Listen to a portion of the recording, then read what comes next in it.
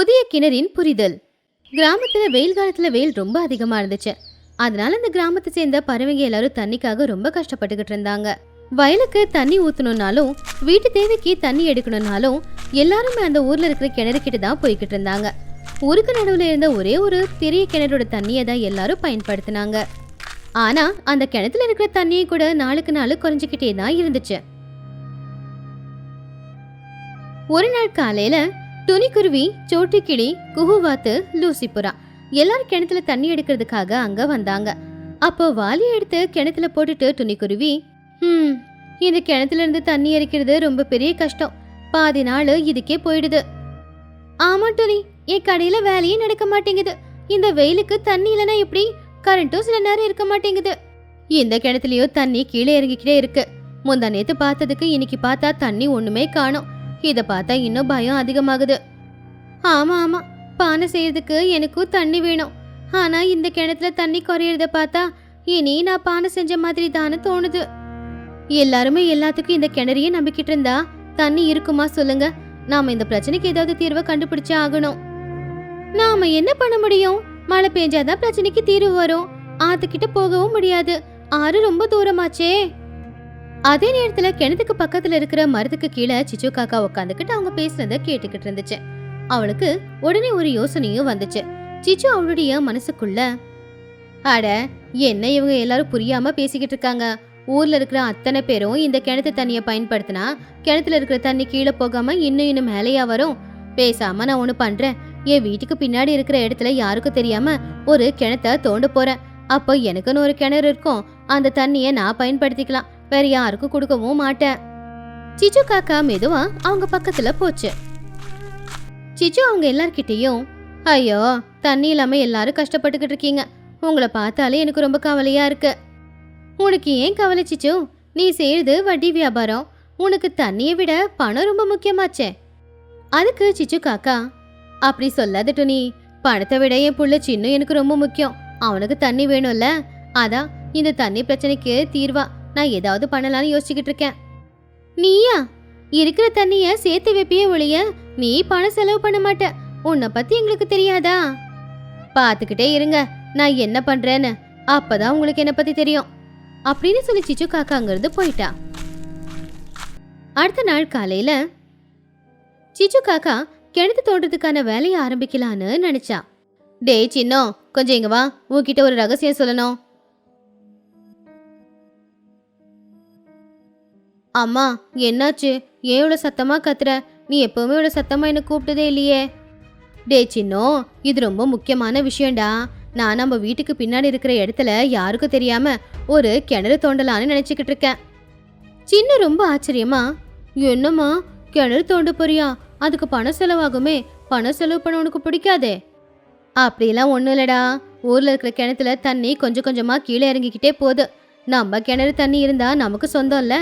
அத வேற யாரும் எடுக்கவும் கூடாது. அதனாலதான் யாருக்கும் தெரியாம கிணறு தோண்டலான்னு முடிவு பண்ணிருக்கேன். அப்ப அந்த கிணறு தண்ணி நமக்கு போதுமானதா இருக்கும். இந்த விஷயத்த ரகசியமாவே வச்சுக்கலாம். அம்மா நீ யாருன்னு எனக்கு நல்லாவே தெரியும். சரி, நான் யாருக்கிட்டையும் சொல்ல மாட்டேன். ஆனா இது ரொம்ப பெரிய தப்பு. சிச்சு காக்கா சின்ன சொன்னதை பெருசா எடுத்துக்கல. யாருக்கும் தெரியாம ராத்திரி நேரத்துல கூலி ஆட்களை வெளியூர்ல இருந்து கூட்டிட்டு வந்து வீட்டுக்கு பின்னாடி இருக்கிற இடத்துல கிணத்த தோண்ட சொன்னா. அதுக்கு நிறைய பணம் செலவாகும். ஆனாலும் அவருடைய எதிர்காலத்துக்காக அவ அந்த பணத்தை செலவு பண்ணா. ஆனா மகிக்கழகு லூசிபுரா சிச்சு காக்காவோட ரகசியத்தை கொஞ்சம் கொஞ்சமா தெரிஞ்சுக்கிட்டாங்க. லூசி, நீ கவனிச்சியா? இந்த சிச்சு 2 நாளா வீட்டை விட்டு வெளியில வரவே மாட்டேங்கிறா. அது மட்டும் இல்ல, அவ வீட்டுக்கு பின்னாடி இருக்கிற இடத்துல இருந்து ஏதோ சத்தம் வருது. ஆமா மகி, நானும் அதை பார்த்துக்கிட்டு தான் இருக்கேன். தண்ணி பிடிக்க கிணறுக்கு கூட வர மாட்டேங்கிறா. ஏதோ ரகசியமா செய்யறா போல. அவ நம்ம எல்லாருக்கும் தெரியாம ஏதோ பண்றான்னு மட்டும் எனக்கு தெரியுது. ஆனா என்னன்னு தான் தெரியல. இப்படியே சில நாட்களும் போச்சு. பறவைகளோட ஊர்ல இருக்கிற அந்த கிணறுல தண்ணி முழுசாவே வத்தி போச்சு. இப்போ அந்த ஊர்ல எங்கேயுமே தண்ணியே இல்ல. துணிக்குருவி சோட்டு கிளிக்கிட்ட, சோட்டு கிணத்துல சுத்தமா தண்ணி இல்ல. இப்ப என்ன பண்றது? குடிக்க கூட தண்ணி இல்லையே. ஆமா துணி, நமக்கு மட்டும் இல்ல, ஊர்ல இருக்கிற எல்லாருக்குமே இதே பிரச்சனை தான். நாம எல்லாரும் இத பத்தி ஒன்னா உட்காந்து பேசியாகணும். அப்போ மகிக்கழுகு அங்க வந்துச்சு.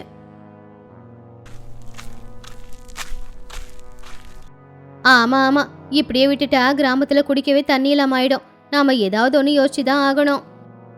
நான் பானையே செய்ய முடியல. பானை செய்யதான் ஊருக்குள்ள தண்ணியே இல்லையே. பேசாம ஆத்துல இருக்கிற தண்ணியை ஊருக்குள்ள கொண்டு வர ஏதாவது வழியே தேடணும்.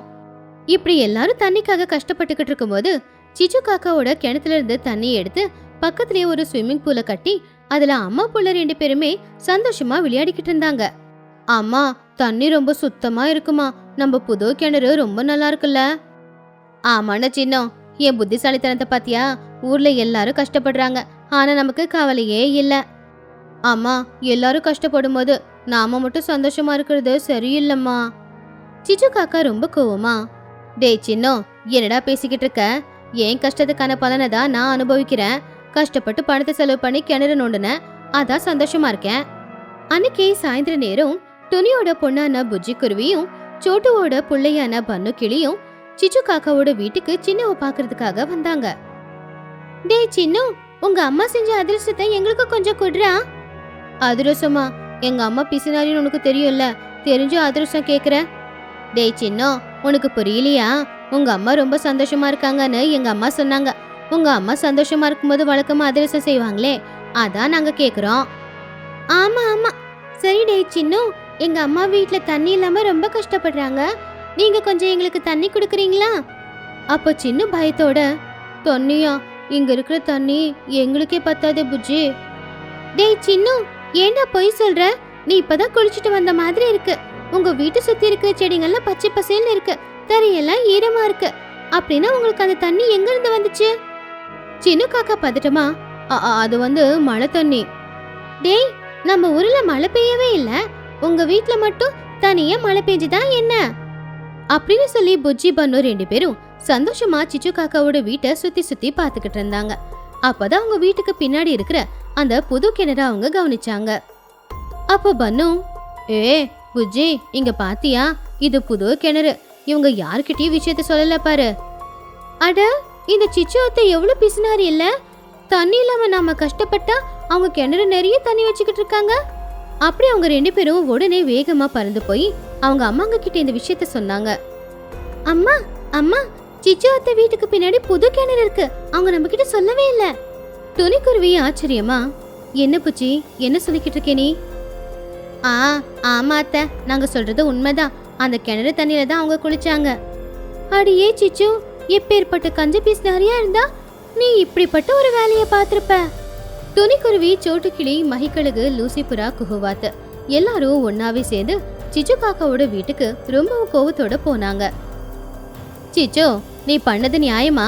புது கிணறு தோண்டி இருக்க, ஆனா ஊர்க்காரங்க யார்கிட்டயும் ஒரு வார்த்தை கூட நீ சொல்லவே இல்லையே. சிச்சு கொஞ்சம் பதட்டமா, அது ஒண்ணும் இல்ல மகி, இந்த கிணத்தை தோண்ட நான் நிறைய பணம் செலவு பண்ணிருக்கேன், என் பிள்ளைக்காக தான். நீ உன் பணத்தை செலவு பண்ணிருக்க சரி, ஆனா இந்த கிணறுல தண்ணி இருக்குல்ல, இந்த தண்ணி நம்ம ஊரு பூமிக்கு சொந்தமானது தானே. இப்படி எங்க முதுகுல குத்துறது நியாயமா சிச்சோ? சிச்சோ, நீ எப்பவுமே இப்படிதானா? எல்லாரும் ஒரு பக்கம் கஷ்டப்பட்டா நீ மட்டும் சந்தோஷமா இருக்க பாக்குறியா? ஆமா சிச்சு, உனக்கு இந்த மாதிரி ஒரு யோசனை வந்தப்போ எங்க கிட்ட சொல்லியிருந்தா நாங்களும் கொஞ்சம் பணம் கொடுத்துருப்போம்ல. ஆனா நீ என்ன இப்படி எங்க நம்பிக்கையெல்லாம் உடைச்சு நின்னுக்கிட்டு இருக்க? அப்படி பண்ணா தண்ணிய உங்களுக்கும் கொடுக்கணும்ல. அதெல்லாம் முடியாது. பழைய கிணறுல தண்ணி இல்ல, இந்த தண்ணிய உங்களுக்கு கொடுத்து நான் என்ன பண்றது? நீ இப்படி சுயநலமா இருந்தா உனக்காக நாங்க யாரும் எதுக்காகவும் நிக்க மாட்டோம். அதுக்கப்புறம் நீயும் உன் பிள்ளையும் தனியா தான் இருக்க வேண்டியிருக்கோம். சிச்சு, நல்லா யோசிச்சு பாத்துக்கோ. இந்த கிணறு உனக்கு தண்ணியை கொடுக்கும் தான், ஆனா உனக்கு ஒரு ஆபத்துன்னு வந்துச்சுன்னா இந்த கிணறு உதவி செய்யாது. இந்த கிணத்துக்குள்ள இருக்கிற தண்ணியும் வராது. உனக்கு ஏதாவதுனா இந்த ஊஜனங்களான நாங்க தான் வரணும் அப்படின்னு துணி சொன்ன அந்த வார்த்தைங்க சிச்சுவோட மனசுக்குள்ள ஒரு பயத்தை உருவாக்குச்சு. சிச்சு அவன் மனசுக்குள்ள, உண்மைதான், எல்லாரும் சொல்றது உண்மைதான், என் புள்ள சின்னவும் வருத்தப்பட்டான், ஆனா நான் இந்த அளவுக்கு சுயநலமா யோசிச்சிருக்க கூடாதுதான். அப்பதான் இது எல்லாத்தையும் பாத்துக்கிட்டு இருந்த சின்ன காக்கா முன்னாடி வந்தான். அம்மா, என்ன மன்னிச்சிடு, நீ சொன்னதுனால யாருக்கிட்டையும் கிணறு தோண்டின விஷயத்த நான் சொல்லல. ஆனா புஜ்ஜி பன்னு 2 பேரும் தண்ணி இல்லாம ரொம்ப கஷ்டப்படுறாங்க. நம்ம வீட்டுல இருக்கிற இந்த தண்ணியை விட எனக்கு அங்க ஃப்ரெண்ட்ஷிப் முக்கியம். தண்ணி கொடுத்துடலாமா? பாத்தியா சிச்சு, உன் புள்ள உன்ன மாதிரி சுயநலமா யோசிக்கல. அவன் எல்லாரும் வேணும் அப்படின்னு நினைக்கிறான். சிச்சு காக்காவுக்கு அறிவு வந்துச்சு. அவளுடைய சுயநலம் கஞ்ச புத்தியினால அவளுடைய நண்பர்கள் எல்லாரையுமே ஏமாத்த நினைச்சு அவளை நினைச்சு அவளே கவலைப்பட்டா. சிச்சு காக்கா அழுதுகிட்டே, என்ன மன்னிச்சிடுங்க, நான் ரொம்ப சுயநலமா யோசிச்சிட்டேன். இப்படி பண்ணது தப்புதான். இனிமே இந்த கிணறு எங்களுக்கு மட்டும் சொந்தம் இல்ல, இந்த ஊர்ல இருக்கிற எல்லாருக்கும் சொந்தம். எல்லாரும் பயன்படுத்திக்கோங்க. சிச்சு, இப்பவாவது நீ செஞ்ச தப்ப புரிஞ்சுக்கிட்டியே. எப்பவுமே ஊர்ல இருக்கிறவங்கள பக்கத்திலேயே வச்சுக்கோ. ஆமா மஹி, அது எனக்கு நல்லாவே புரியுது. எப்பவுமே அக்கத்து பக்கத்துல இருக்கிறவங்க தான் நமக்கு எல்லா உதவியும் செய்வாங்க. இனிமே நானும் அதே மாதிரி இருக்கேன், என்ன மன்னிச்சிடுங்க. எல்லாரும் அதை கேட்டு சந்தோஷப்பட்டாங்க. சிச்சு, நீ மாறிட்ட, இது ரொம்ப சந்தோஷமான விஷயம்தான். ஆமா சிச்சு, இந்த கிணத்துல தண்ணி எப்பவுமே நல்லபடியா இருக்கணும்னு நான் வேண்டிக்கிறேன். டேய் சின்னம், பாரு, இன்னிலிருந்து நம்ம எல்லாரும் சேர்ந்து இந்த கிணத்து தண்ணிய பயன்படுத்திக்கலாம். சின்னம், உங்க அம்மா பிசினியாரியா இருந்திருக்கலாம், ஆனா இன்னையில இருந்து அவங்க தாராளமா எல்லாருக்கும் எல்லாத்தையும் கொடுப்பாங்க. அவங்க இப்ப ரொம்ப நல்லவங்களாயிட்டாங்க. சின்ன காக்கா புஜ்ஜி பண்ணு 2 பேரும் சொன்னதை கேட்டு ரொம்பவும் சந்தோஷப்பட்டான். ஆமா புஜ்ஜி, நீ சொல்றது உண்மைதான், எங்க அம்மா நல்லவங்களாயிட்டாங்க. சிச்சு காக்கா ரொம்ப சந்தோஷமா, என் செல்ல புள்ளடா, இந்த அம்மா என்ன சொன்னாலும் அதை அப்படியே செய்யறல்ல.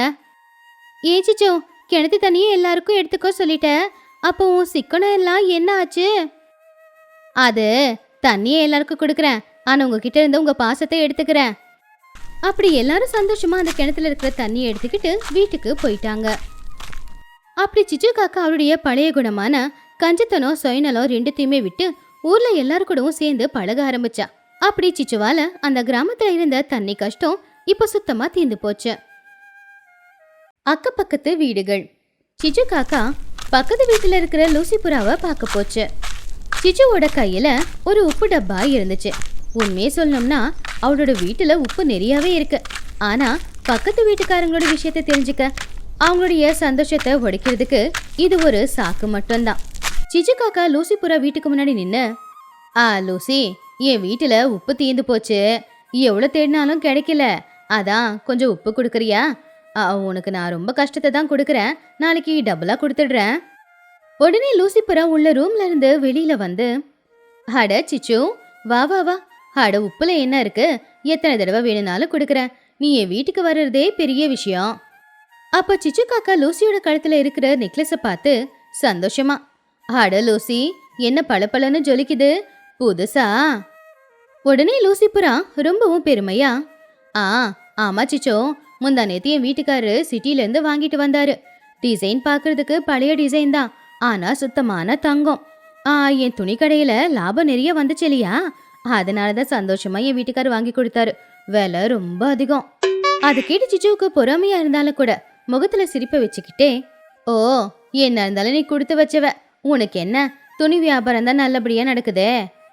என்னோட வியாபாரத்தை பத்தி உனக்கு தெரியுமே சிச்சோ, அதான் நான் வாங்கினேன். ஆமா, நீ ஏதாவது நகை வாங்கியிருக்கியா? அப்போ சிச்சு காக்கா லூசி கிட்ட ரொம்ப பொறுமையா, ஆட நீ வேற, நான் அத சொன்னா உனக்கு தலையே சுத்தம். என் வீட்டுக்காரு என் பிள்ளைக்காக பெரிய செயினும் பெரிய மோதிரமும் வாங்கிட்டு வந்தாரு.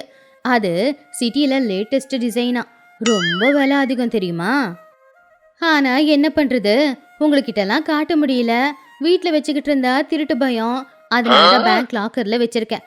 பண்டிகைக்கு கொண்டு வந்து போடலான்னு நினைச்சோம். சரி, அது போடுறவளுக்கு பெரிய பண்டிகை எதுவும் வரலையே. அப்போ லூசிபுரம் முகம் வாடி போச்சு. ஓ, லாக்கர்ல வைக்கிற அளவுக்கு பெரிய நகையா? சரி சரி சிச்சு, உன்னை பத்தி எனக்கு தெரியாதா? உப்பு வாங்கிட்டல, கிளம்பு, எனக்கு வீட்டுல நிறைய வேலை இருக்கு. லூசியோட சந்தோஷத்தை ஒத்த வார்த்தையில இல்லாம ஆக்கிட்டேனே அப்படின்ற பெருமையில சந்தோஷத்துல சிச்சு காக்கா உப்பு டப்பா எடுத்துக்கிட்டு வீட்டுக்கு வந்துருச்சு. அப்படி சிச்சு வீட்டுக்கு போய்கிட்டு இருக்கும் போது கோழி குஞ்சுகளுக்காக தீவனத்தை எடுத்துட்டு வந்துகிட்டு இருந்த மகிக்கழுகு பார்த்தான். மகிக்கழுக பார்த்த உடனே இவகிட்ட ஏதாவது பேசலாமே அப்படின்னு சொல்லி சிச்சு காக்கா அங்க நின்னான். அட மகி, எங்க போயிட்டு வர? இப்பெல்லாம் ஊர்ல நடக்கிற எதுவும் உனக்கு தெரியல போலியே. லூசி புறா இல்ல, இப்பதான் பெரிய தங்க நெக்லஸ் வாங்கி போட்டுக்கிட்டு இருக்கா, விலை ரொம்ப அதிகமா. அத கேட்டு மகிக்கழுகு, ஓ அப்படியா சிச்சு, அவளோட துணிக்கடை வியாபாரம் ரொம்ப நல்லபடியா நடக்குது போல. ஆமா ஆமா, உன்னோட வியாபாரம் எப்படி நடக்குது? ஏதாவது வாங்கினியா? நீ எப்பவுமே தனியா இருக்கிற, உன்னை பத்தி யாருக்கும் தெரியாது. அப்போ மகிக்கழுகு அதோட மனசுக்குள்ள, ஐயோ, இந்த சிச்சு கிட்ட என்னை பத்தி சொன்னா இவ எனக்கு கிண்டல் பண்ணுவாளே, ஊர்ல எல்லார்கிட்டயும் போய் சொல்லிடுவாளே. லூசி புறா நகை வாங்கினா, நான் நகை வாங்கல, என்கிட்ட நகை இல்லைன்னு தெரிஞ்சா அவ்வளவுதான், ஏதாவது ஒரு பொய்ய சொல்லி என் பெருமைய நான் நிரூபிச்சே ஆகணும் அப்படின்னு நினைச்சுக்கிட்டு சிச்சு கிட்ட கொஞ்சம் பொறுமையா, அட என்ன சிச்சு, லூசி வாங்கினா இம்முட்டுக்காண்டி ஒரு நெக்லஸ்க்காக இவ்வளோ பெருமையா பேசிக்கிட்டு இருக்கியே. நான்லாம் அதை விட 5 மடங்கு அதிகமா நகையை வாங்கி வீட்டில் வச்சுக்கிட்டு இருக்கேன். ஆனா அதை கழுத்துல போட்டுக்கிட்டு சுத்த முடியாது இல்லையா? ஏன்னா நாம கிராமத்துல இருக்கோம். இவ்வளோ நகையை ஏன் போட்டுக்கிட்டு சுத்தணும்? என்னை பத்தி உனக்கு தெரியாது, என்கிட்ட எல்லாம் நிறைய நகை இருக்கு. சிச்சு காக்கா ஆச்சரியமா, ஐயோ 5 மடங்கா, உண்மையாவா? ஆமா சிச்சு, நீ இந்த சின்ன சின்ன விஷயத்தெல்லாம் என் காதுல போட்டுக்கிட்டு இருக்காத. எனக்கு இதெல்லாம் கேட்கறதுக்கு நேரம் இல்ல. ஏதாவது பெரிய விஷயம் இருந்தா சொல்லு, எனக்கு இப்ப வேலை இருக்கு, கிளம்புறேன். மகிகளுக்கு அவ பொய் சொல்றத சிச்சு காக்கா கண்டுபிடிச்சிருவாளோ அப்படிங்கிற பயத்துல சிச்சு அடுத்து எதுவும் பேசுறதுக்கு முன்னாடியே அங்கிருந்து கிளம்பி போயிட்டா. சிச்சு காக்கா லூசி மஹி 2 பேரும் சொன்னதை கேட்டு மயக்கம் வந்து வீட்டுக்கே வந்துட்டா. அன்னைக்கு சாயந்தர நேரம் சின்னு காக்கா, பன்னு கிளி, புஜ்ஜி குருவி 3 பேரும் வயல்வெளியில உட்காந்துக்கிட்டு அவங்க அம்மாக்களை பத்தி பேசிக்கிட்டு இருந்தாங்க. எங்க அம்மாவை பத்தி உங்களுக்கு தெரியுமா? எங்க அம்மா மாதிரி ஒரு அம்மா இந்த உலகத்திலேயே இருக்க மாட்டாங்க. அவங்க என்ன அவ்வளவு நல்லபடியா பாத்துப்பாங்க. எனக்காக அவங்க என்ன வேணும்னாலும் செய்வாங்க தெரியுமா? டேய் சின்னோ, உங்க அம்மாவை பத்தி நீ பெருமையா சொல்றியே, அப்ப எங்க அம்மாவை பத்தி எல்லாம் நான் என்ன சொல்லணும்? எங்க அம்மா கிட்ட எவ்வளவு பணம் இருக்கு தெரியுமா? அவங்க பணத்தை அவங்க மட்டும் வச்சுக்க மாட்டாங்க, சொந்த பந்தம் தெரிஞ்சவங்க எல்லாருக்குமே பகிர்ந்து கொடுப்பாங்க. எங்க அம்மாவுக்கு அப்படி பண்றது அப்படின்னா ரொம்ப பிடிக்கும். அதையெல்லாம் கேட்டு புஜ்ஜி, ஆமாண்டா சின்னு, பன்னு அவங்க அம்மாவை பத்தி சொன்னா, நீ உங்க அம்மாவை பத்தி சொன்ன. நான்லாம் எங்க அம்மாவை பத்தி சொல்லணும்னா ஒரு நாள் பத்தாது. எங்க அம்மா எல்லாருக்கும் அன்பு பாசத்தை பகிர்ந்து கொடுப்பாங்க. எங்க அம்மா செய்யற சமையல சாப்பிட எல்லாரும் கொடுத்து வச்சிருக்கணும். புஜ்ஜி நீ வேற, எங்க அம்மா பெருமையா ஏதாவது பேசினாங்கன்னா அதை நம்ம ஏத்துக்கிட்டு தான் ஆகணும். அவங்க கிட்ட பணம் இருக்குல்ல. டேய் சின்னோ, எப்பவுமே பணத்தை விட பாசம் ரொம்ப முக்கியம்னு எப்ப தெரிஞ்சுக்க போற? உங்க அம்மா லூசி அத்தை, மஹி அத்தைய பத்தி எல்லாம் பெருமையா பேசுறதை கேட்டா எனக்கு ஏதோ காமெடி சினிமா பார்த்த மாதிரி இருக்கு. ஆமாண்டா பண்ணு, இவங்க எல்லாம் எப்பவுமே தன்னைத்தானே பெருமையா பேசிக்கிறவங்க. ஆனா எங்க அம்மா எப்பவுமே கஷ்டப்பட்டு உழைக்கிறவங்க. அதனாலதான் எங்க அம்மாவை எனக்கு ரொம்ப பிடிக்கும். சரி சரி, உங்க பெருமை உங்களுக்கு, ஆனா எங்க அம்மா தான் என்னோட பெருமை. சின்ன மனசுக்குள்ள, உண்மையை சொல்லணும்னா எங்க அம்மா பெருமை பேசுறது எனக்கு சுத்தமா பிடிக்காது. ஒருத்தங்க கிட்ட அவங்க பெருமையை பத்தி கேட்டு இன்னொருத்தங்க கிட்ட சொல்றாங்க. அப்புறம் அவங்க பெருமையெல்லாம் தூக்கி போட்டு மிதிக்கிற மாதிரி இவங்க பொய்யா ஏதாவது பெருமை கதை சொல்லுவாங்க. ஆனா என் ஃப்ரெண்ட்ஸ் முன்னாடி நான் எங்க அம்மாவை போட்டு கொடுக்க முடியாதுல்ல. எங்க அம்மா சும்மா வார்த்தையால தான் பேசுறாங்க, அதெல்லாம் உண்மையிலன்னு தெரிஞ்சா என்ன ஆகுறது அப்படின்னு நினைச்சான். இந்த பக்கம் சிச்சு காக்கா வீட்டுக்கு வந்து அவளுடைய பிள்ளையான சின்னுக்காக சமைக்க ஆரம்பிச்சான். அப்படி சமைச்சுக்கிட்டு இருக்கும் போதுதான் சிச்சு காக்காவுக்கு ஒரு விஷயம் ஞாபகத்துக்கு வந்துச்சு. அப்ப சிச்சு சின்னு கிட்ட, டே சின்னோ, ஐயோ வீட்டுல கருவேப்பிலை இல்ல, அந்த விஷயத்தையே நான் மறந்து போயிட்டேன். சரி, நான் துணியோட வீட்டுக்கு போய் கொஞ்சம் கருவேப்பிலை வாங்கிட்டு வந்துடுறேன். சரிம்மா, சீக்கிரமா வா, எனக்கு பசிக்குது. சிச்சு காக்கா வெளியில வந்து ஒரே ஒரு நிமிஷம் நின்னு, ஐயோ கேஸ் ஆஃப் பண்ணனா இல்லையான்னு தெரியலையே. சரி போனா போகுது, இப்ப துணி கிட்ட பேசுறது ரொம்ப முக்கியம் அப்படின்னு சொல்லி சிச்சு காக்கா கேஸ் ஸ்டவ் ஆஃப் பண்ணாம வேகமா அவளுடைய பக்கத்து வீட்டுல இருக்கிற துணியோட வீட்டுக்கு போனா. அந்த நேரத்துல துணிக்குருவி அமைதியா சமையல் செஞ்சுக்கிட்டு இருந்தா. அப்போ சிச்சு காக்கா துணி கிட்ட, துணி துணி, நீ ரொம்ப பொறுமையா இருக்கல, என்கிட்ட அந்த பொறுமை இல்ல, கொஞ்சம் கருவேப்பிலை கொடுக்கறியா? துணிக்குருவி சிரிச்சுக்கிட்டே, அட சிச்சு, வா வா வந்து உக்காரு. நீ வேற உள்ள வீட்டுக்குள்ள சமைக்காம இப்படி வெளியில வாசல்ல சமைச்சதுனாலதான் நான் இவ்வளவு நிம்மதியா இருக்கேன். நீயும் என் பக்கத்துல வந்து உக்காந்து பாரு, அப்ப உனக்கு தெரியும் வெளியில உக்காந்து சமைக்கிறது எவ்வளவு நல்லா இருக்கும்னு. கருவேப்பிலை தானே, கொண்டு வர, வா வா. சிச்சு காக்கா உக்காந்துக்கிட்டே, உன்னை பார்க்கும்போது சந்தோஷமா இருக்கு, நீ ரொம்ப நிம்மதியா இருக்க. ஊர் விஷயம் எல்லாம் உனக்கு தெரியாது போல. இப்பதான் லூசி புறாவை பார்த்துட்டு வந்தேன். பெரிய தங்க நெக்லஸ் வாங்கியிருக்கா, ரொம்ப விலை அதிகமாமா. அவகிட்ட நான் என்னெல்லாம் நகை வாங்கின எல்லாத்தையுமே சொல்லிக்கிட்டு இருந்தேன். அதுக்கப்புறமா மஹி கழுக பார்த்தேன். மஹி அவகிட்ட லூசி வாங்கினதை விட 5 மடங்கு நகை இருக்கு அப்படின்னு சொன்னா. எல்லாரும் பணத்தை தவிர வேற எதுவுமே யோசிக்க மாட்டேங்கிறாங்க துணி. இந்த ஊரு என்ன ஆக போகுதோ என்னவோ. அப்போ துணிக்குருவி கருவேப்பிலையை எடுத்துக்கிட்டு, சிச்சு நீ வேற, யாரும் எந்த நகையும் வாங்கல, யாரும் எந்த சிட்டிக்கும் போகல. அவங்கள பத்திலாம் எனக்கு தெரியாதா? அவங்க உன்கிட்ட பொய்யா அவங்க பெருமை பாடிக்கிட்டு இருக்காங்க. லூசிக்கு வியாபாரத்துல நஷ்டம் ஆயிடுச்சு. மஹி கழுக கிட்ட அவ்வளவு பணம் இருக்குன்னா அவையே அந்த சின்ன குடிசையில இருக்க போறா? அதான் சொல்றேன், யார் பொய் சொன்னாலும் நம்பாத. அவங்க பொய் சொல்றாங்கன்னு அதுக்கு மேல நீ ஒரு பொய்ய சொல்ல வேண்டிய அவசியம் என்ன இருக்கு? நீ எதை பத்தியும் யோசிக்காம நிம்மதியா போய் சமையல் பண்ண.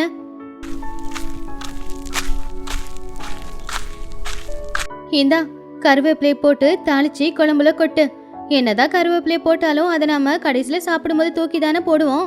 அந்த மாதிரிதான் மத்தவங்க அவங்களுடைய பெருமையை நிரூபிக்கிறதுக்கு என்னென்ன சொல்றாங்களோ அது எல்லாத்தையுமே காதுல வாங்குற மாதிரி வாங்கி அதுக்கப்புறமா தூக்கி போட்டுட்டு இதையெல்லாம் மனசுக்குள்ள வச்சிருந்தா நமக்கு தான் கஷ்டம்.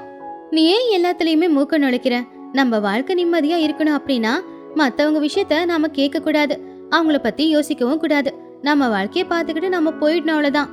யாரு என்ன வாங்கினா என்ன, அவங்க பெருமையை பத்தி பேசினா என்ன, அவங்களுடைய வாழ்க்கை அவங்களுடையது, நம்ம வாழ்க்கை நம்மளுடையது. அவங்கள பத்தி யோசிச்சுக்கிட்டு இருந்தா உன் வாழ்க்கைய நிம்மதியா நீ வாழ முடியாது. நான் சொல்றத கேளு. யாரு என்ன சொன்னாலும் காதுல போட்டுக்காம போய் உன் வேலைய பாரு. துணி பேசிக்கிட்டு இருக்கும்போது பட்டுனு சிச்சு காக்கா, ஐயோ துணி, நீ சொல்லும் போதுதான் ஞாபகம் வருது. கேஸ் ஸ்டவ்ல பருப்பை வச்சுட்டு அப்படியே வந்துட்டேனே. ஐயோ நான் போய் ஆகணும், பருப்பு தீஞ்சு போச்சோ என்னவோ. அப்படி சிச்சு காக்கா ஆஃப் பண்ணாம விட்ட அந்த கேஸ் ஸ்டவோட ஞாபகம் வந்து வேகமா துணியோட வீட்டுல இருந்து அவளுடைய வீட்டுக்கு ஓடுனா. இந்த பக்கம் துணிக்குருவி சிச்சு காக்காவோட அவசரம், அவளுடைய பெருமை, பொய் எல்லாத்தையும் பத்தி யோசிச்சுக்கிட்டு மறுபடியும் சிரிச்சுக்கிட்டே வேலையை பார்த்தா. இந்த கதையில இருக்கிற நீதி என்னன்னா, மத்தவங்க அவங்கள பத்தி பெருமையா பேசும்போது அதுக்கு பதிலடி கொடுக்கணுன்ற அவசியம் இல்ல. நம்ம கிட்ட என்ன இருக்கோ அதை வச்சுக்கிட்டு நம்ம குடும்பத்தோட நம்ம சந்தோஷமா வாழ்ந்தா அதுவே பெரிய விஷயம். நம்ம வாழ்க்கையில இருக்கிற நிம்மதிய நாமளே கெடுத்துக்க கூடாது.